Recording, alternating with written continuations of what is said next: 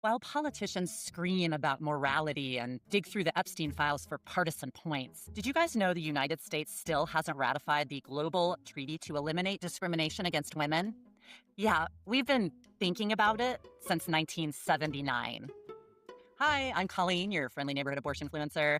And for my Substack article yesterday, I was doing some research around global human rights organizations and how, in very stark contrast to the United States, they have condemned abortion bans as extreme violations of bodily autonomy and equality. Some have even defined forced pregnancy as torture. And that's really not that far-fetched. Just ask the women in post-Roe America who have been forced to carry non-viable or dead fetuses to term. Now, I imagine many of you have no idea that there's a massive United Nations treaty called the Convention on the Elimination of All Forms of Discrimination Against Women, or CEDAW, which was adopted in 1979 and has been in force since 1981. It's often called the International Bill of Rights for Women, and our very own President Jimmy Carter signed it in 1979, and then the 1980s happened.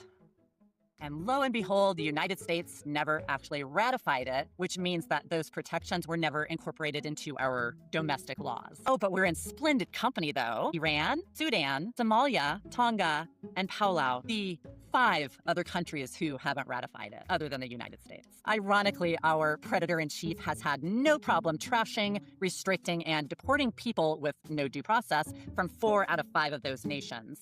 Palau, meanwhile, gets a pass, largely because of its anti-China alignment and strategic military value to the U.S., go figure. CEDAW ratification has languished in the Senate for more than 40 years, blocked largely by American conservatives and the religious right, who argue that its protections are antithetical to American values. You guys, here's what they consider antithetical to our values: equal access to healthcare, including maternal health and family planning, equal legal status, like the right to own property, sign contracts, and appear in court, protection from gender-based violence, equal pay and workplace protections, equal access to education, full political participation, including voting rights, equality in marriage and family life, including consent. But let's get down to brass tacks. When our Democratic President Biden declined to direct the U.S. archivist to certify our Equal Rights Amendment before leaving office in 2024, despite enormous pressure from legal scholars, progressive, and women's organizations, it has become impossible to pretend this erosion on women's rights is a one-party problem. And I don't share this to drag you all into despair.